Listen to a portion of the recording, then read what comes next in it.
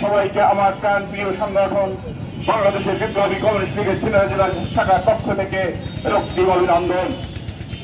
আজকের এমন একটা মুহূর্তে এমন দাবি নিয়ে আজকের এই রাজপথে দাঁড়িয়েছি, যে সময়ে জুলাই আগস্ট গণ অভ্যুত্থানের মাস দিয়ে একটি অন্তর্বর্তীকালীন সরকার আজকে শাসন ক্ষমতা পরিচালনা করছে।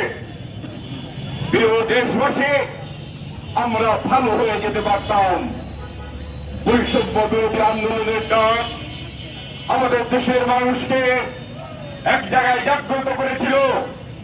এদেশের অসাম্প্রদায়িক অধিকার, সভা সমাবেশ, মিটিং মিছিল এগুলো করার অধিকার আমরা ফিরে পাবো। স্বৈরাচার শক্তি যেভাবে দেশের মানুষকে পদদলিত করেছে, অধিকার বঞ্চিত করেছে, নিপীড়ন করেছে, নির্যাতন করেছে, গণতন্ত্র হনন করেছে, সেই গণতন্ত্র হনন হবে না, নির্যাতন হবে না, নিপীড়ন হবে না, সাম্প্রদায়িক গোষ্ঠীর উত্থান হবে না, একটা অসাম্প্রদায়িক দেশ তৈরি হবে।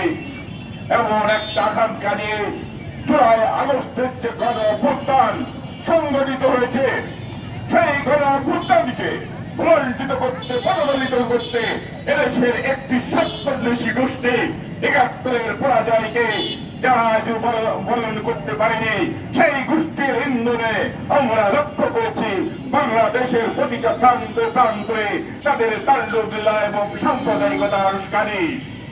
যে উস্কানিতে আদিবাসীদের যে গ্রাফিক পাঠ্য বই ছিল, সেই পাঠ্য বই তারা এটা মেনে নিতে পারছে না। তাদের উস্কানিতে বর্তমান সরকার সেই পাঠ্য বইয়ের গ্রাফিক সরিয়ে দিয়েছে। এরকম সময় যখন আদিবাসীরা এই গ্রাফের দাবিতে আন্দোলন করছিল, সেই আন্দোলনকারীদের উপরে আমরা দেখলাম কে ওই স্বৈরাচার শেখ হাসিনা তার সমস্ত যে অবস্থা ছিল সেই অবস্থাকে ভুলণ্ঠিত করে, পদদলিত করে তারই একটা পুনরাবৃত্তি ঘটালেন। তাদেরকে ছাত্রলীগের মতো পেটো বাহিনীর মতো আর একটা বাহিনী তৈরি করে তাদেরকে পিটালেন, যেটা আমরা চাইনি। লজ্জা লাগে।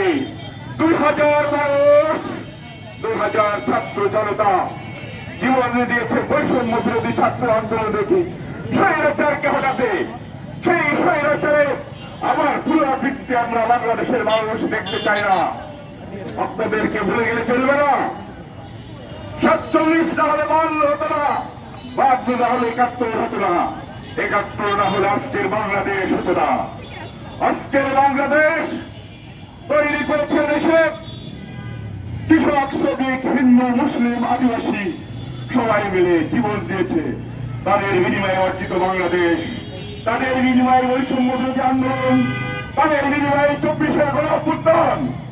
২৪-এর গণ অভ্যুত্থান কোন একক গোষ্ঠীর সম্পত্তি নয়। ২৪-এর গণ অভ্যুত্থান এদেশের আপামর ছাত্র জনতা, কৃষক, শ্রমিকের একটি অভ্যুত্থান, একটি সম্পত্তি। এই সম্পত্তিকে একটি গোষ্ঠী আমরা শুরুতে লক্ষ্য করেছি, তাদের প্রত্যেক সন্দেহের রূপান্তরিত করে এদেশের ৪৭, ৭১-এর দলের রচনা করার পায়তারায় নেমে উঠেছে। আমরা জানি আপনারা কারা।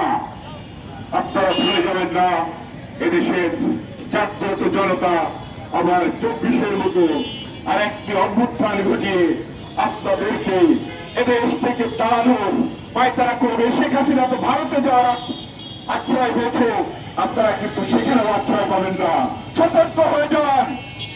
এদেশ হিন্দু, মুসলিম, বৌদ্ধ, খ্রিস্টান, এদেশ সকলের।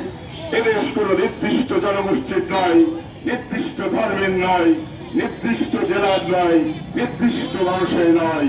তাই আপনারা যে পায়তারায় মেতে উঠেছেন, এদেশের আবহাওয়ার জনসাধারণ আপনাদেরকে ছাড় দেবে না, আপনাদেরকে অস্ত্র করে নিক্ষিপ্ত করবে। শুধু সময়ের ব্যাপার মাত্র। সতর্ক হয়ে